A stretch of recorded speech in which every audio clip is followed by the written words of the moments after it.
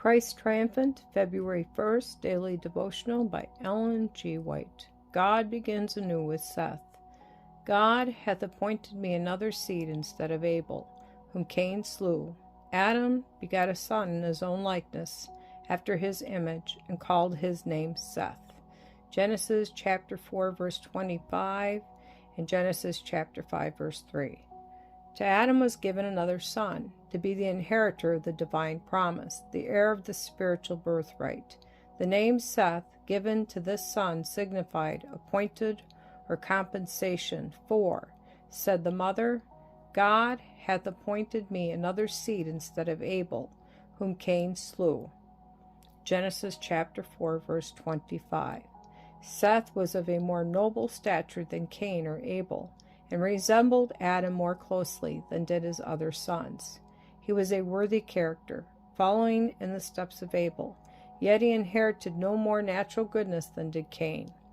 Concerning the creation of Adam, it is said, in the likeness of God made he him, but Adam, after the fall, begat a son in his own likeness after his image.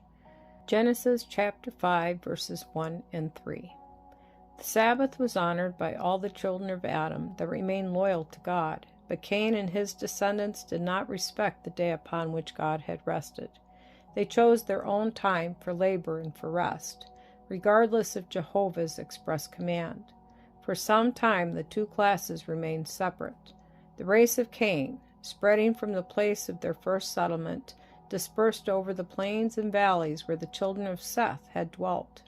And the latter, in order to escape from their contaminating influence, withdrew to the mountains, and there made their home. But in the lapse of time they ventured, little by little, to mingle with the inhabitants of the valleys. This association was productive of the worst results.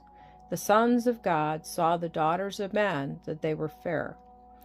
Genesis chapter 6, verse 2. Children of Seth, attracted by the beauty of the daughters of Cain's descendants, displeased the Lord by intermarrying with them.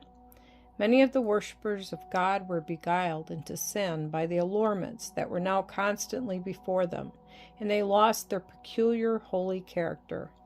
For nearly 1,000 years Adam lived among his descendants, a witness to the results of sin. Faithfully he sought to stem the tide of evil. He witnessed the widespreading corruption that was finally to cause the destruction of the world by a flood.